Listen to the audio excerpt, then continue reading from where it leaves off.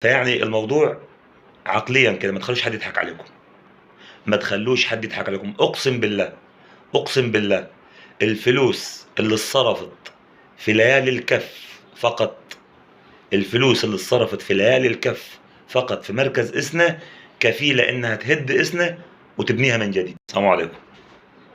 امبارح جه واحد ومعاه حبايبه وأصحابه بيحجز فرح في شهر 12 إن شاء الله. المهم هو بيتكلم معايا بيقول لي عايزين نجيبك يا فنان أنت والفنان عيد الشروان. أنا قلت له على راسي من فوق، إيه المانع يعني؟ الفنان عيد راجل عمنا وراجل أخونا كبير وراجل محترم. قال لي إحنا كنا عايزين نجيب الفنان فلان وقال آخد 11,000. قلت له والله براحتك، عايز تجيبه ب 11، عايز تجيبه ب 20، عايز تجيبه ب 30، اللي أنت نفسك فيه اعمله. لكن أنا رديت عليه بكلمتين اتنين، قلت له من إمتى السعر بيحدد قيمة الفنان؟ من إمتى السعر بيحدد قيمة الفنان؟ يعني أنا مثلا من مركز إسنا والفنان عيد الشروني ساكن في مركز إسنا،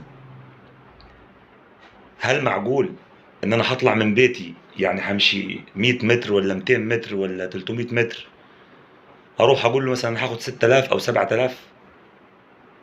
طب الفرقة كل حساب الفرقة 3000 جنيه، حساب الفرقة 3000 جنيه، خد لك 1000 زيادة تبقى 4. والفنان عيد ساكن في إسنا، يعني اللي هيمشيهم نفس المسافة، فلنفترض يعني إني اللي هيجي في فرقته ياخد له 5000 واللي هيجي من غير الفرقة ياخد له 2000 جنيه، هم على بعضهم 7000 جنيه، جبت 2 فنانين. عمر السعر ما كان قيمة للفنان ولا الفنان بيتقيم بالسعر. فأنا حسبت له الحسبة، بيقول لي والظروف ومش عارف إيه، والله وعايزين نفرح ونفسنا نعمل ليلة حلوة زي الناس ما بتعمل، نفسه يعمل زي الناس ما بتعمل. بس هل السعر بتاع الفنان هو اللي بيحدد قيمة الفنان؟ يعني عشان واحد ياخد 11,000 ولا 30,000 ولا 40,000 في ليلة كف هتوديه جهنم، في ليلة كف هتوديه جهنم، خمور بقى وبيرة وسكر وعربدة وزي ما انتوا عارفين.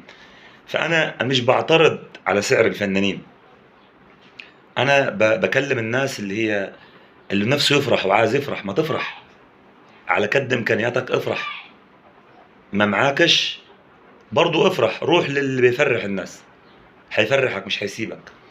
فأنا قلت له أنا كفنان ابن بلد في إسنا، لا أنا عندي استعداد، أهم حاجة حساب الفرقة اللي معاي، ولو طلعت حاجة بعد كده بعد حساب الفرقة اللي أنا راضي بيها، 500 راضي بيها، 1000 راضي بيها، في زيادة وبقت 2000 راضي بيها، لو ما فيش خالص برضو راضي بيها. فالحمد لله أكرمنا ربنا وخلصنا الكلام معاه وحجزنا الليلة، وأبوه فرحان وأمه فرحانة وأخواته فرحانين وأصحابه اللي كانوا معاه فرحانين. حجزنا له الليل، قلت له الفرقة حسابها 3000 جنيه، يعني 700 عود و700 سماعات و800 طبلة وطار و500 جنيه العربية، اعتبرهم دول 3000، هي ناقصة 200 بس اعتبرهم 3000. 3000 وفي 1000 للفنان، هم 4000، 4000 جنيه، وحيدي الفنان عيد 2000 جنيه، هم 6000 جنيه. 6000 جنيه وجبت 2 فنانين وفرح. الراجل اتبسط وهيص ودفع العربون ومشى مبسوط واخر انسجام في الدنيا. اللي عايز يفرح يا جماعة، اللي عايز يفرح والله والله لو حط الدجيج قدام البيت هيفرح. الفرح بناس وعمره ما كان بالفنان، عمر الفرح ما كان بالفنان.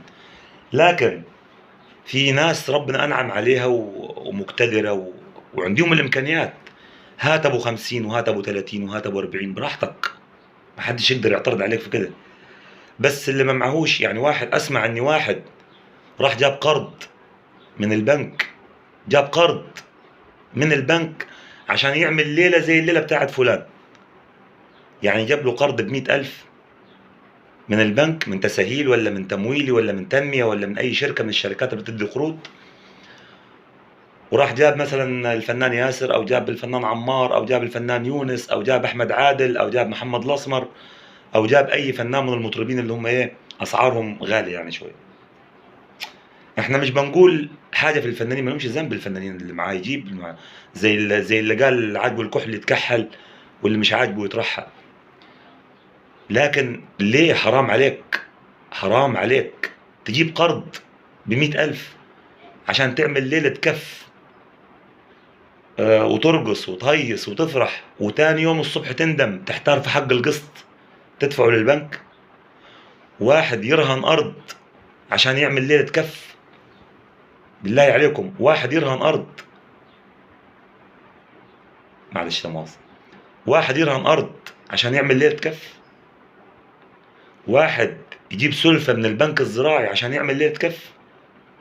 اشمعنى فلان عمل ليلة كف وجاب فلان الفلاني، وجاب أحمد عادل، جاب محمد الأسمر، جاب ياسر رشاد، جاب مش عارف مين؟ يا عمي اللي جاب ده معاه، ما هو اللي معاه مليون يصرف 100، واللي معاه 500,000 يصرف 100.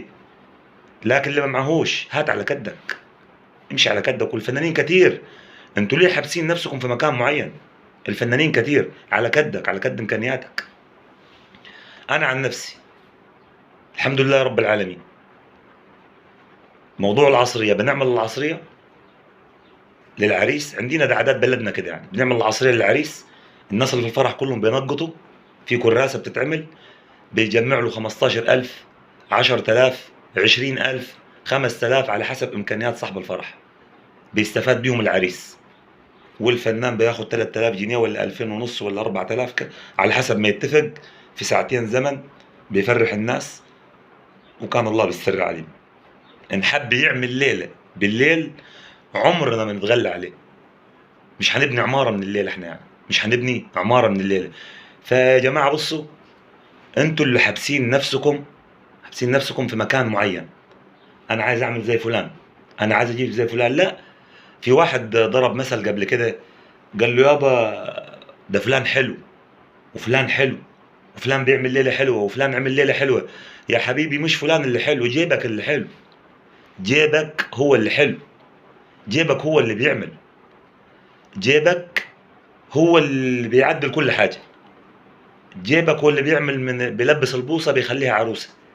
جيبك هو اللي بيعمل فراشه، وبيجيب المخرج نوح، وبيجيب احمد شعبان الفخم بالطياره، بيصور له، بيعمل له برومو، وبينزله على الفيسبوك، فرح في العمده فلان الفلاني.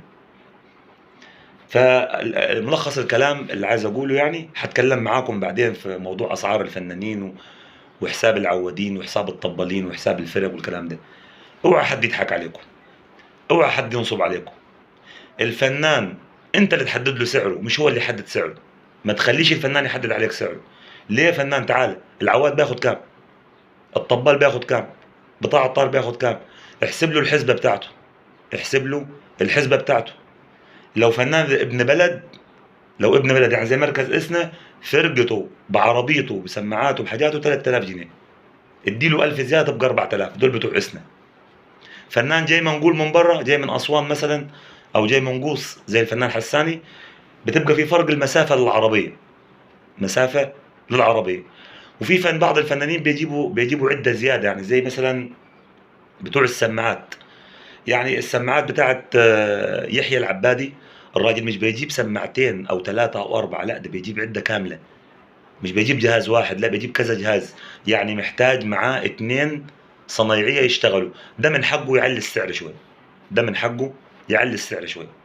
لكن ابن البلد، ابن البلد يعني انت فنان مثلا في اسنا زي الفنان عيد، ما اروحش للفنان عيد اقول له احتاجي من البندر في اسنا لغايه النمسا وادي له 8,000. لا حرام، ليه طيب؟ ليه؟ 3,000 الفرقه، وخد لك 1000 زياده بقت 4,000، خد لك 2000 بقت 5,000.